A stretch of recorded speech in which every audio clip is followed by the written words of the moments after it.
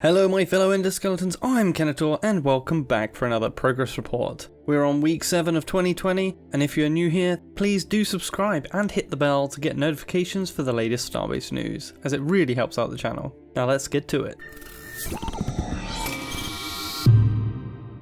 Okay, to kick off this week's news, let's start up Starbase and let's show you some stuff.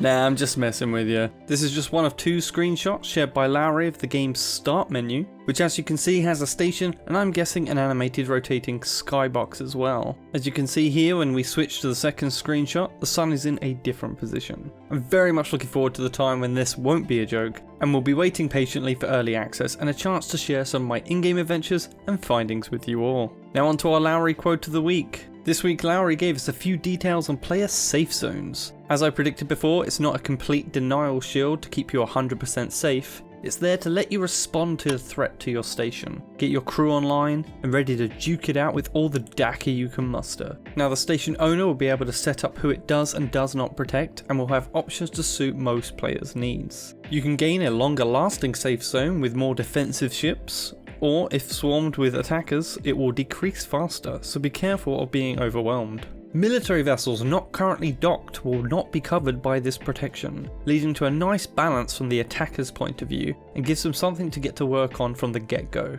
It'll be interesting to see how they decide what a military vessel is and is not, as even a miner may have a defensive turret, so just having a few weapons can't be a deciding factor. Now this system is still under design, so if you have any suggestions, please do make them via the Game Suggestions channel on the official Starbase Discord. The main design features worked on last week were: shop search bars should be deactivated if the player looks outside of the screen. Small changes to tooltips, moving text and testing possible layout changes. Material armor values, now medium high caliber infantry weapons cause damage to objects faster. Shotgun projectile mass has been increased to make it a little more efficient against light armors. Economy configurations for the Empire Outpost station have been done. General design worked on for significant updates to equipment and storage UIs. And small adjustments have been made to the utility panel technical design to simplify components required. For the spaceship creator this week, we have an issue where auto bolt applied to selection mode leaves some plates unbolted is now fixed.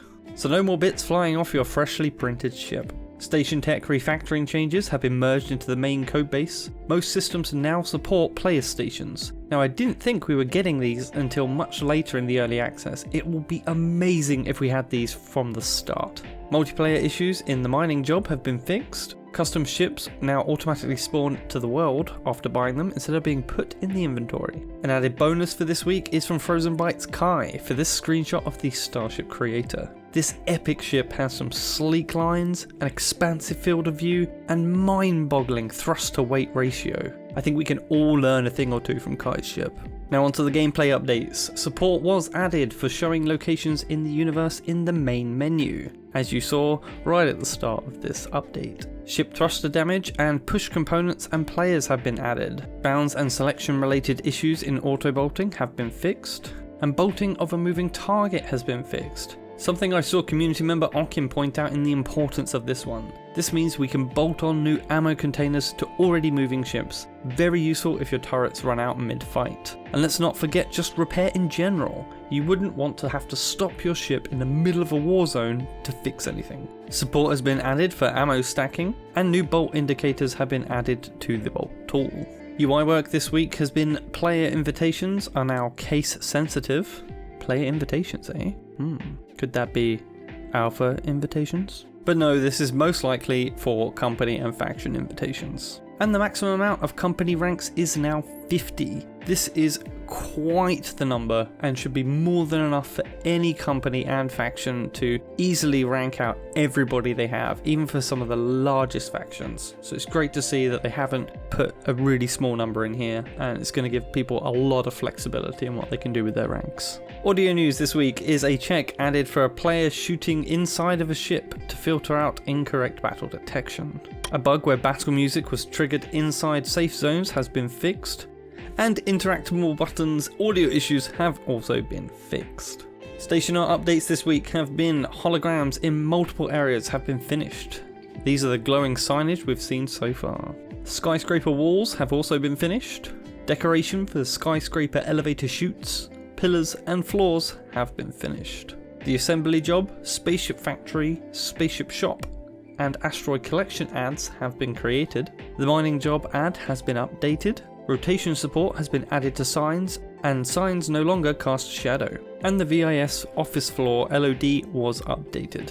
For moons and asteroid art, we have the moon rock material has been updated. Material for rough asteroid rocks made and tested on different sizes of rocks. Large and medium sized rock topology fixes have been made. Texture scales for solid planet asteroids have been updated.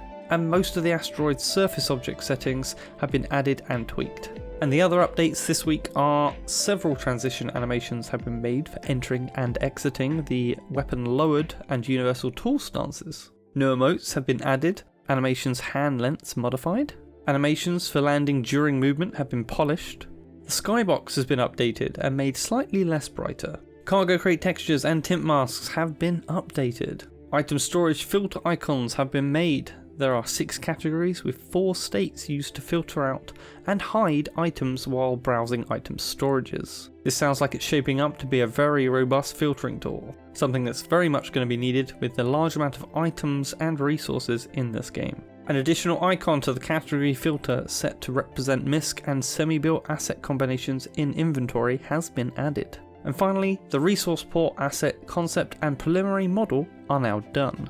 For this week's video, we get a view on the current UI. Shown here is the character equipment and inventory screen, showing all the slots available for customization of your endo, as well as the secret admin menu that only Frozen Byte will have to spawn in new items for testing. Another thing this shows us is that ammo can be stored as a collection of individual pieces or within an ammo container. If you look closer at the admin menu, you can see the max stack size of these. Individual bolts can go to 100, whereas the drum of them can stack to 500. And that's a wrap for this week. I'd love for you to come and share your thoughts on the game so far on my Discord, there's a link for that below. You can also join my faction, the K-Bots, on the same Discord if you wish as well. Be sure to smash that like button, share the video with your friends, leave a comment with any questions you want answers to, and I'll see you in the next one. Kenetor, out.